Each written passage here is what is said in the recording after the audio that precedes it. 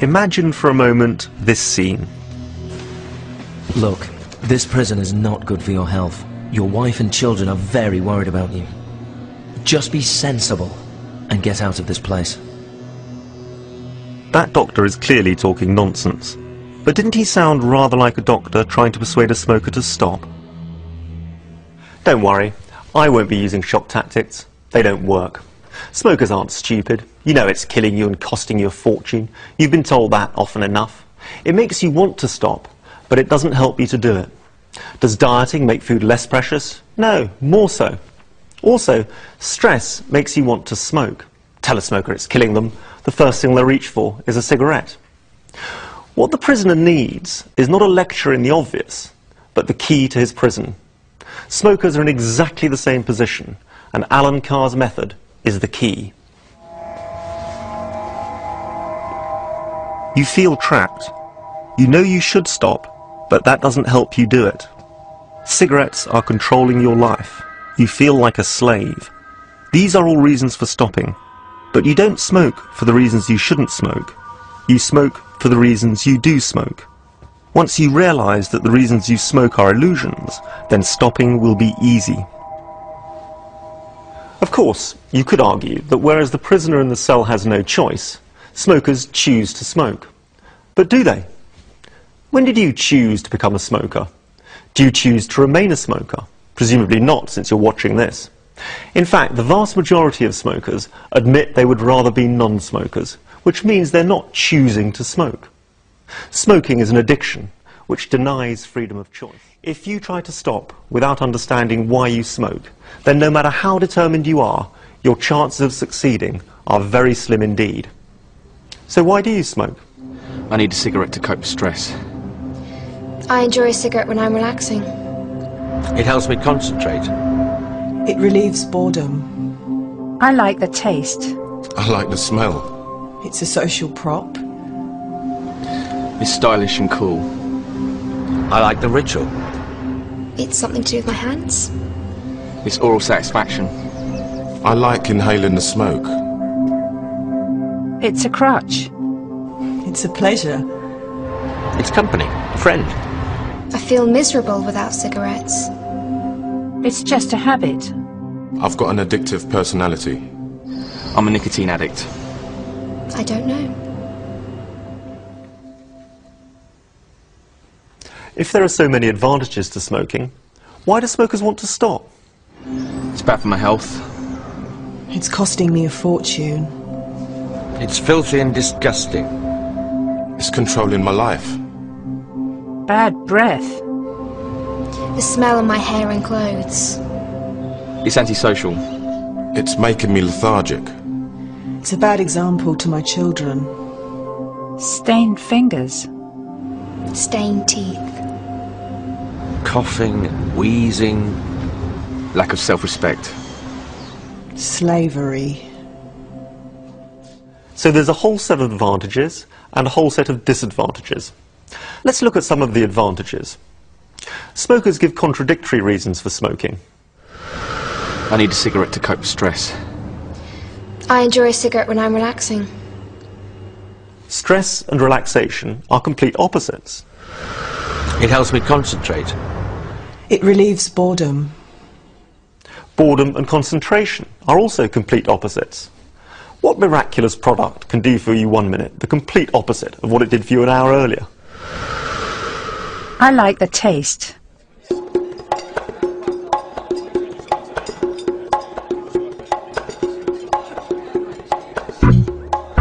Taste has nothing to do with it. You don't eat cigarettes.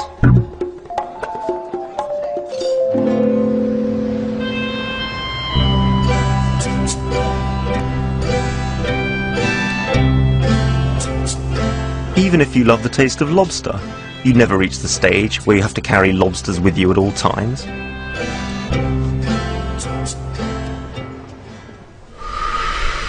I like the smell.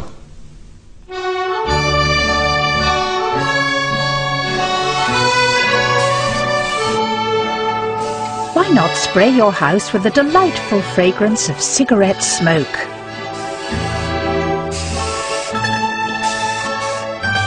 In In fact, the awful smell is one of the reasons why smokers want to quit.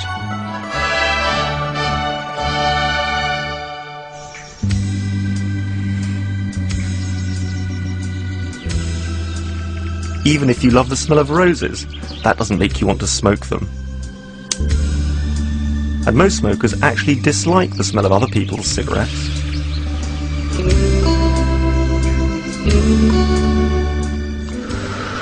It's a social prop.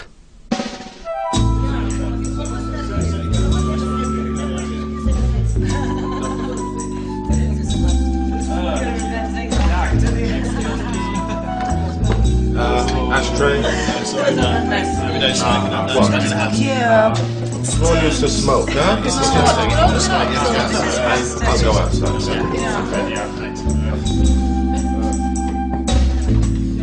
In fact, smoking is nowadays increasingly being recognised as very antisocial, and this is one of the reasons smokers give for stopping.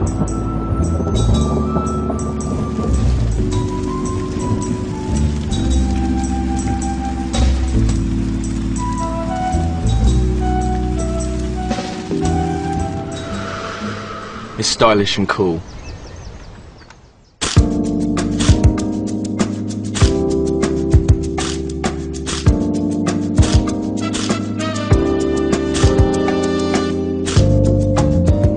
Do these people look less attractive without cigarettes?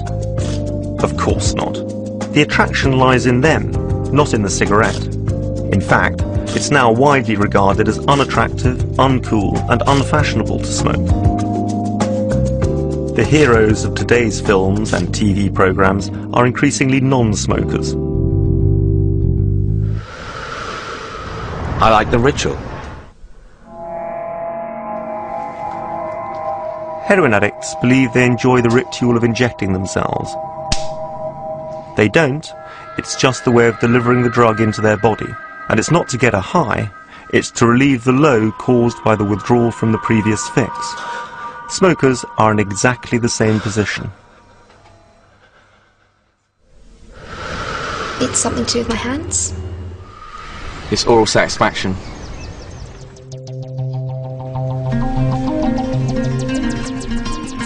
So why light it? You could save a fortune without damaging your health at all.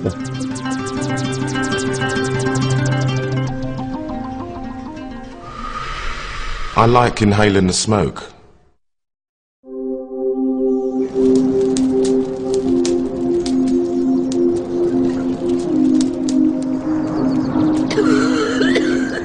That's called suffocation.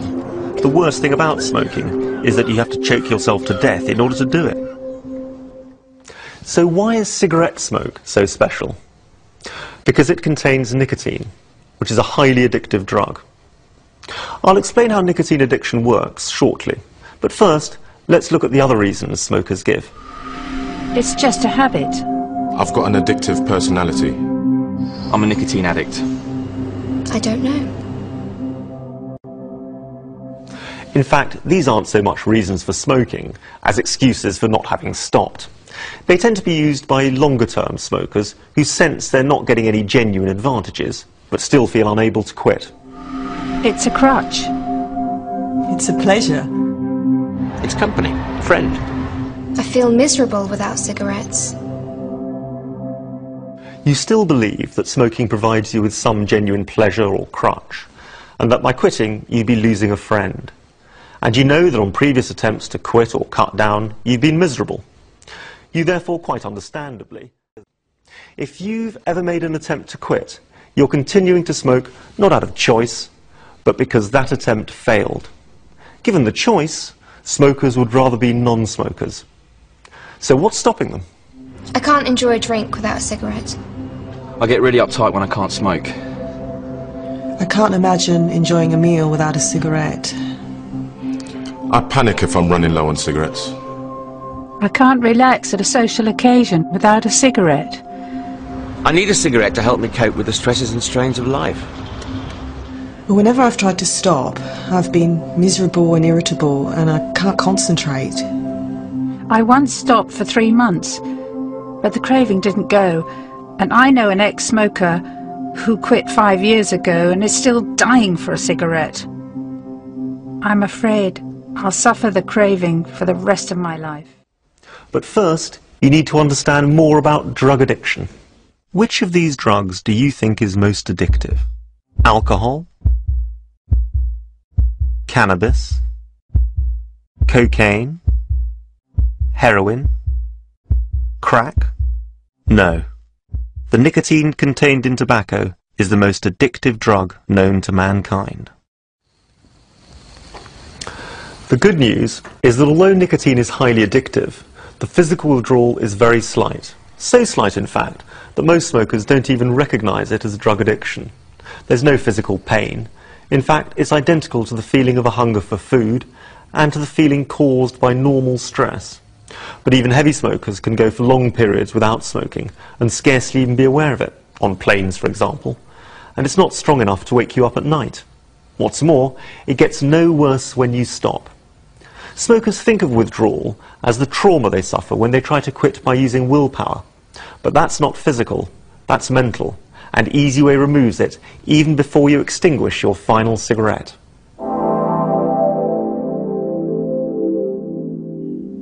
Nicotine is the colourless, oily compound contained in tobacco that addicts smokers. It's a deadly poison and it's sold commercially as an insecticide. If you were to inject the nicotine content of just one cigarette into a vein, it would kill you. Every puff on a cigarette delivers to the brain via the lungs a small dose of nicotine that acts faster than a dose of heroin injected into a vein. Nicotine is a quick-acting drug, and levels in the bloodstream fall by about 50% 2 hours after extinguishing a cigarette. This is why most smokers average about 20 a day. As nicotine leaves the body, you experience an empty, insecure feeling, a tenseness or edginess, which I'll refer to as the itch. Smokers believe they only suffer withdrawal symptoms when they try to quit. On the contrary, they suffer them all their smoking lives. Just as we only know hunger for food as I want or need to eat, so we only know the itch as I want or need a cigarette. Let's call it the little monster. This is the first of several factors that reduce a smoker's level of well-being throughout their lives. Here's a barometer showing your well-being. When you're having a great day, you're up here. When it's a terrible day, you're down here. Let's assume that when you smoke your very first cigarette, you're having a good day.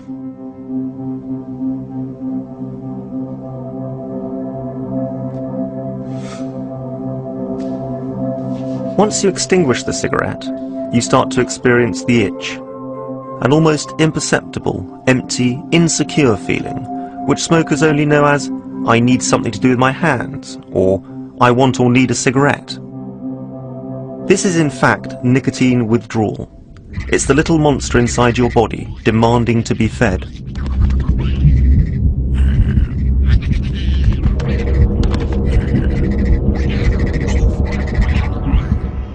And your well-being drops to a lower level.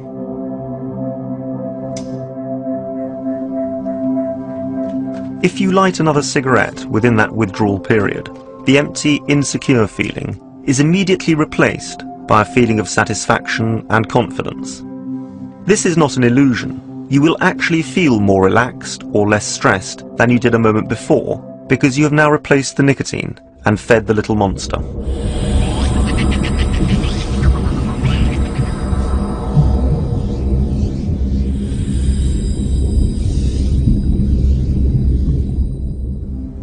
Your level of well-being will immediately go up. The second cigarette tastes just as foul as the first, and you'll remain convinced that you could never get hooked. But you've taken the bait.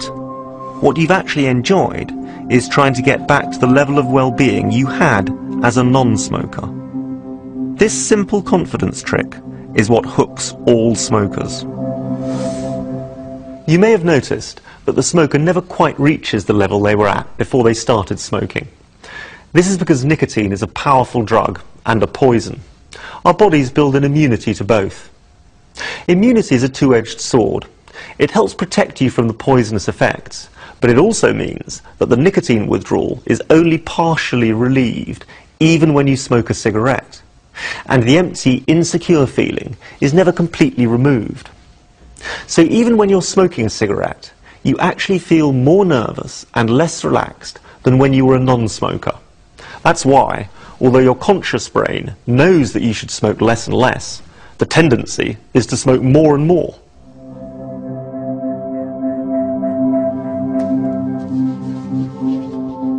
After you finish the cigarette, the level of nicotine in your body falls again, and the little monster soon demands another fix.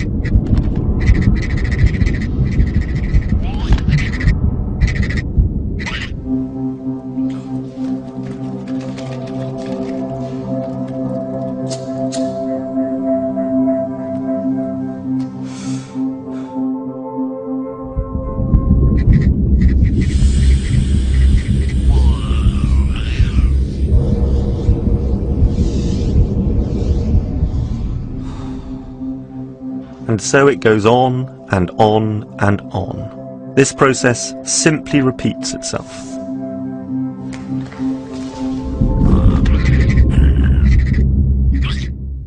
Get it clearly into your mind. The cigarette does not relieve the panic feeling, it causes it.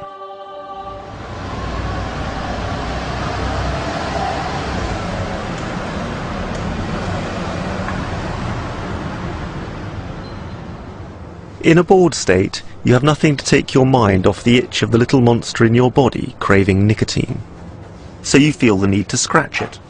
But scratching the itch doesn't relieve the boredom. When you're smoking, you're hardly thinking, "This is fascinating," are you? We're so obsessed with smoking, and it takes up so much of our time, that we often neglect activities which are genuinely stimulating. In fact, the lethargy and apathy which result from smoking are primary causes of boredom.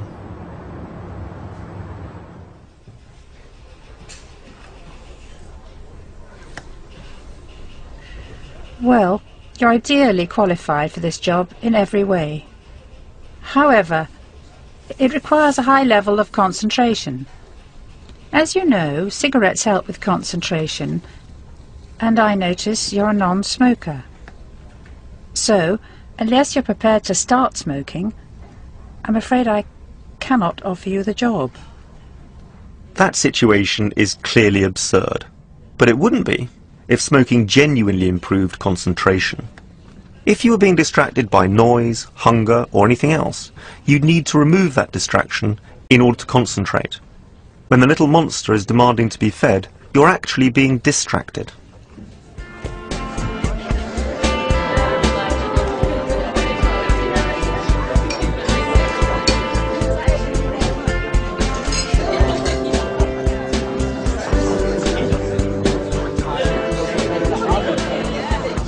You're permanently more anxious as a smoker because you have the little monster demanding its fix.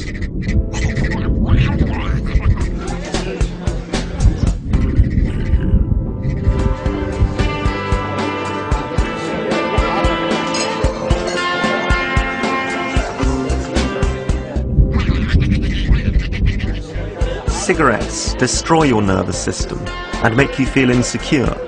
They undermine your self-respect and self-confidence.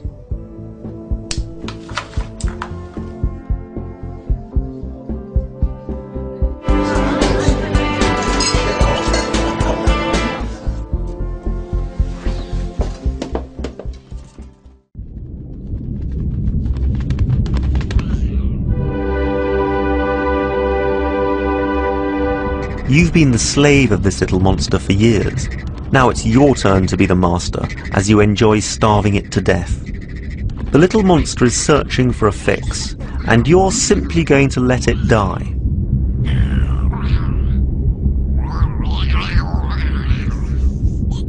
If you're aware of the feeling at all, you'll only know it as a little empty, insecure feeling, a feeling of not knowing what to do with your hands, or simply the feeling of, "I want a cigarette." It's essential that you stop thinking of it as, "I want a cigarette," and recognize it for what it is, your body withdrawing from nicotine. And if or when it comes, Instead of saying to yourself, I want a cigarette but I can't have one, simply say to yourself, this is the little monster wanting its fix. This is nicotine withdrawal. This is what smokers suffer their entire smoking lives. This is what keeps them smoking. Fortunately, non-smokers don't suffer this little empty, insecure feeling of the body withdrawing from nicotine. Isn't it marvellous? I am a non-smoker, and so I'll soon be free of it, never to suffer it again. That way the withdrawal pangs cease to be withdrawal pangs and become positive moments of pleasure. That way it can be like when you leave the dentist. Your jaw might still have a slight dull ache in it, but that doesn't bother you in the slightest because you know it'll soon go. That part of your life is over. You're ready to get on with enjoying the rest of your life.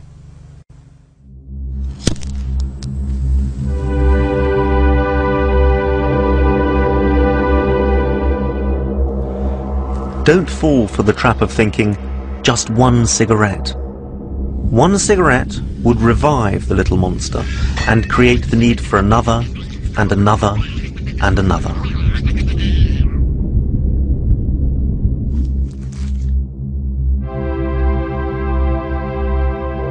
Nicotine is an addictive drug, whether in tobacco or in the form of nicotine products, such as chewing gums, patches, nasal sprays, inhalators, or anything else. These substitutes simply prolong the addiction. It's like telling a heroin addict who's smoking heroin off foil to start injecting it instead. Nicotine addicts used to sniff powdered tobacco up their noses. It was called snuff. And in Scandinavia, they suck on small pouches of tobacco called snus to get their fix. Taking the drug in a different way just keeps you addicted. And don't use any other substitutes either, such as normal chewing gum, chocolates, sweets or biscuits. The empty, insecure feeling of the body withdrawing from nicotine is identical to the feeling of a hunger for food, but one does not satisfy the other. All substitutes make it more difficult to stop because they perpetuate the illusion that you're making a sacrifice. Do you need a substitute when you get over flu? Do you look around for another disease to take its place? Of course not. Don't worry if you find yourself eating a little more at main meals over the next few days as a result of a better appetite. Even if you do put on a few pounds, you'll find that once you've kicked smoking with this method, you'll be able to lose that weight if you want to.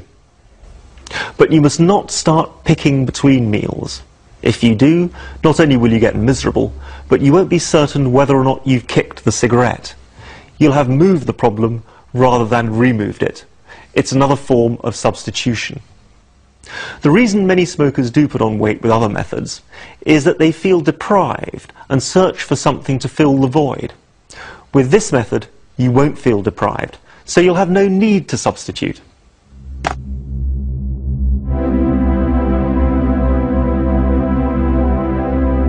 Don't keep cigarettes on you or anywhere else in case of an emergency. If you do, it means you're doubting your decision. You're a non-smoker. Non-smokers don't need cigarettes, and that's one of the great joys of being free. Don't try to block your mind from smoking. It doesn't work. Just make sure that when you do think about it, you're not thinking, I want one but I can't have one. Make sure you're thinking, great, I'm a non-smoker. If you follow those simple instructions, there'll be a moment over the next few days which you thought you couldn't handle or couldn't enjoy without a cigarette, and it'll suddenly dawn on you that it never even occurred to you to smoke. That's the marvellous moment when you realise you're free. But don't wait for it to happen or try to force it, because if you do, you'll create a phobia in your mind. All you really have to do is accept there's nothing to give up, make your decision never ever again, and get on with enjoying the rest of your life as a non-smoker. Life will soon go back to normal, and you'll accept that you're a non-smoker. But be on your guard. Oh, I haven't had a cigarette in 6 months now. Guess one won't hurt.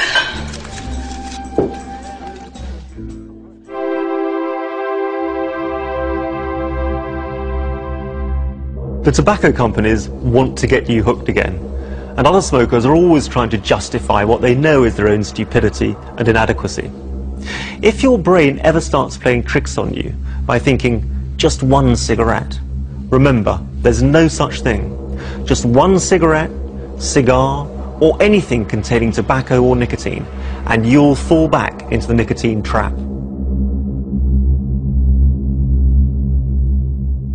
There's only one essential to remaining a non-smoker, and that's not to smoke. The moment you light a cigarette, you become a smoker again. So the question you need to ask is not, shall I have a cigarette? It's, do I want to become a smoker again? The answer is clearly no, because you didn't enjoy being a smoker, and you do enjoy being a non-smoker. That way, those moments can become pleasurable, as you congratulate yourself that you're free, and that way you can remain a happy non-smoker for the rest of your life.